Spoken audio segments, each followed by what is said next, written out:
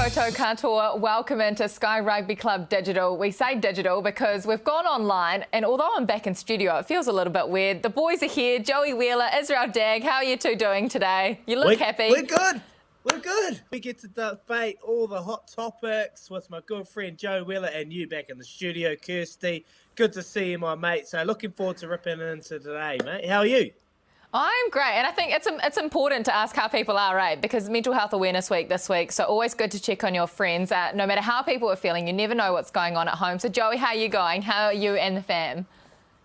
Yeah, we're good. I mean, broken sleep's always tough with a newborn in the house, Kirst, but no, the sun is shining in Dunners, so I couldn't be happier. And heading home for the weekend up to Blenheim to watch and call the Tasman Markor v the Southland Stags for the first time, the Clark Dermody Cup. So looking forward to getting up home to Blenheim and seeing the family and introducing little Billy to all the Boomtown faithful. How good. No better place to be than Blenheim, eh? Especially if you're on the wineries, Kirst. A couple of long lunches, never go astray when you're back home. We'll have to come down once Auckland gets out of lockdown. Let's get into the debate then. First thing that we're going to talk about are the Springboks and their tactics. The tactics that they used last week, the tactics that we know is coming again this weekend. Kick, kick, kick, and more kicking. Are you guys a fan of it? Look, for me, being an outside back, like that's where that's where you got your game from. You know, you knew what was coming, so you embraced it, and you embraced the barrage that was about to come. They haven't changed anything for years, and it was quite interesting listening to Plumtree's post-match comments when he said, "Look, we know what to expect," and I was like, "Mate, surely you knew what was coming."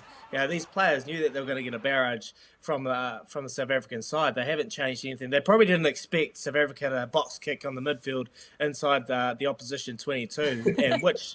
At the end of the day, it paid off when they scored a try when George Bridge dropped it. So, look, the tactics, they are what they are. I think South Africa, when they are a challenge and when they are a threat, is when they can involve that barrage, that high ball game, and then they have the ability to go wide. I think you saw towards the end of the game when they went wide with Dwayne Vermeulen and they got the ball actually outside centre. They actually looked like an absolute threat. So once they come in with a game where they kick, they put teams under pressure, but they have the ability to flick into that next stage of game where they can play attacking with, they can get the ball to the edges. Pimpy, I'm hoping Jesse Krill might start. I don't know if the team's been named yet, but I'd love to see him in the centres role. I think he'll be an absolute threat. I don't see them changing. For the All Blacks to counter that, Joey, I think last week it was a tough night. And you got to look on the side. Why was it a tough night? You got to give your hats off to South Africa. They kicked really well. Faf de Klerk was unbelievable with his box kicks. But not only that, he was putting on the money, but he had guys like Pimpy and Corsi, the wingers, they were chasing the ball hard. Even Dwayne Vermeulen, he got up and contested the ball. So when you got guys out there that are working extremely hard and trying to get up for the ball, putting a lot of pressure on the All Blacks kickers, that makes a hell of a night. So on the other side, I think the All Blacks have got to escort well. They've got to turn around. They've got to turn and burn. The players, the forwards that are trying to put a lot of pressure on Faf de Klerk, once that ball goes up, don't just watch it and go, wow, that's an amazing kick. Actually turn around, get back, get in support and help your outside backs out. Because in all fairness, you know, George Bridge dropped a few of them, but it wasn't just his fault. I don't think anyone else around him helped him. So for me, that's my take on it, Joey. You probably have some different angle, mate. Great analysis, Dagger. I must tip my hat to you, mate. That was outstanding. But I just want to take you back to your point around the box. You know, they've been copping heat for the last previous weeks against the Australians, not using the ball, playing this style where they are just suffocating teams. But that's what works for them. And I actually go, well done, South Africa. Well done for sticking to your guns. You've been copping a lot of heat from your own press back home, from the media in Australia and New Zealand about these negative tactics. But it worked. It put the All Blacks under pressure. The All Blacks only scored 19 points. I mean, I look at what they did in that game. They forced them into 24 errors, the All Blacks. So they conceded 24 turnovers. The ABs made 7 clean breaks and were only managed to score 19 points. Like, that's unheard of from an All Black side. So you've got to say that the box tactics work against the All Blacks. It puts them under pressure. And I agree with how the All Blacks solved that. I think everyone needs to be better around that breakdown work.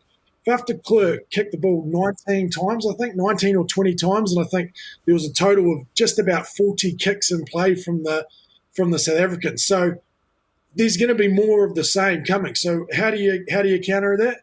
You need to put Faf and Henry Pollard on under a hell of a lot of pressure. So coming at those feet, looking to charge down that ball, and I agree with the blockers. They need to do a better job to protect George Bridge and Will Jordan and Geordie Barrett. I hope they give George Bridge another chance, because we know and we've seen for so many years how good he is under the high ball, and I think alongside those other two, he's probably the best in the All Blacks at defusing those bombs. So I think everyone's got to take a good look at themselves, especially those forwards, and doing a better job of blocking out Mapimpi and the other winger to making sure that they can't get an easy run to put those guys under pressure. But yeah, the Boks have got that tactic locked down, and I think we're going to see more of the same. You've both made some really good points there. What about you? Do you think we'll see more of the same this weekend? What sort of result will we see? And will the All Blacks be able to play the game that they want to play? Continue the debate in the comments, and we'll be able to read some of those as well. As for the Chiefs, we are taking a totally different turn now, but the Chiefs coaching conundrum. Of course, Warren Gatland was overcoaching the Lions this year, so they had Clayton McMillan filling in as their interim, and everyone said, with how well Clayton went, how could you get rid of him? Well, they've managed to solve the issue by making this director of rugby role for Warren G. Is this a sideways role for him, and do you like it? My initial thought was this smells a little bit fishy, right?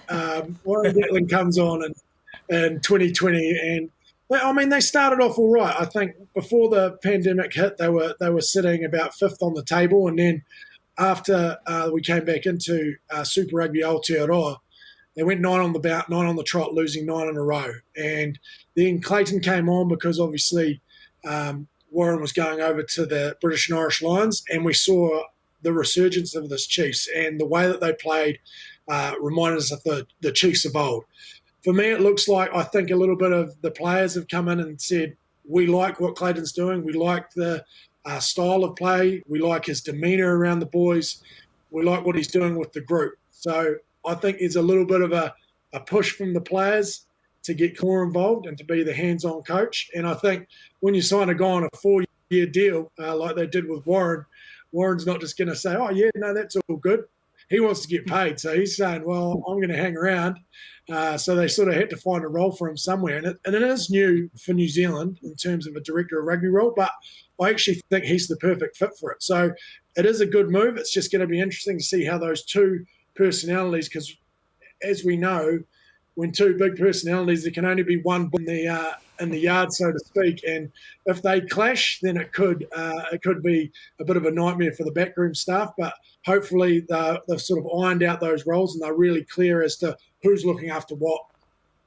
Yeah, I think I'm totally agree with you, Joey. I think they're contractually obliged to figure this out, and this was the only real way that they could have dealt with that. You would have said Warren Gatland, mate, he's got a house in Waihi. That ain't cheap, so he would have been on big bucks.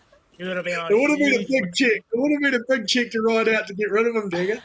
No way. So there was no way they're going to do it. So for me, like, in all honesty, I love what Clayton's brought to the Chiefs. Like, he's gone back to their roots. He's gone back to what they're about. You look at Dave Rennie, they really embrace their culture. You know, the Māori culture, they've got different ethnicities within the group, so they really embrace that. I think Clayton's connected to the obviously the players, but he's gone back and connected to all the regions. You know, they spend a lot of time on the Madais. And they get out and embrace it. And I think it's a positive for the Chiefs, you know. Like, they got Warren Gatland, who's been around. He's got a ton of knowledge, a ton of experience. He's got things he sees from the Northern Hemisphere that he could potentially bring into the Chiefs. But then the Chiefs, like, their mixture, what they're about is instinctive, playing a brand of footy that's exciting. So when you bring those two together, I can only see positives about it, you know. As long as Clayton has been given the reins where he can just coach and given the reins where he can just do what he wants, then I'm happy for it. And I think, contracted, mate, that's the only way they could have done it. Well, hopefully for Chiefs fans, this brings success back to the region, but all will be revealed in the coming years, I think. Now, finally, this is a little bit of fun. You probably would have seen it already. The Aaron Smith Challenge. Ridiculous, guys. Ridiculous. It looks so easy. Yeah, was that first take? Joey, hopefully we can catch up. We're going to do it. We're going to attempt this today. I'm just wondering who the dummy's going to be, mate. Are you going to go straight to court and say, look, I've been wanting to throw a ball at you for my whole life, and this is for TikTok. Are we gonna go down that line? Are you getting days, is he? Well, I've got a bit of a problem. I couldn't pass with 2 legs. I've only got 1 footy, and look, I'll give it a go. But no, Aaron Smith, mate, what a challenge! And TikTok, I still don't understand what it's about. Joey, you probably got a bit more of an inkling. Are you on TikTok, Joey? I'm not on TikTok, but I was just blown away by the skill of that, of just what he did. I'm presuming it was first take, unlike your challenge for the ABs a few years back, Dagger, which all involved trip camera work. All involved trip camera work. But Nuggy, pure skill. 2010 we did that, back when you didn't even have iPhones or anything like that, mate. That's how long ago I was doing TikToks. Ahead of the game. Yeah, 17 cameras cutting all different angles, Dagger. Trip camera work.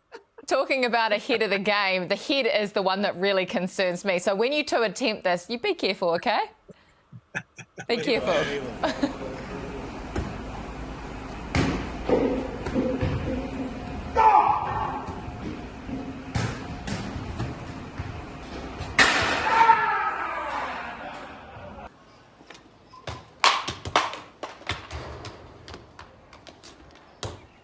I'll put the one on your head. Put the one on your head.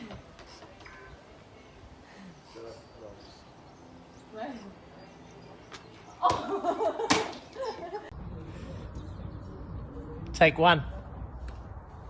Take 10. Oi! Oi! Let it go! Try it. Oh! I would have got that. She was protecting her head.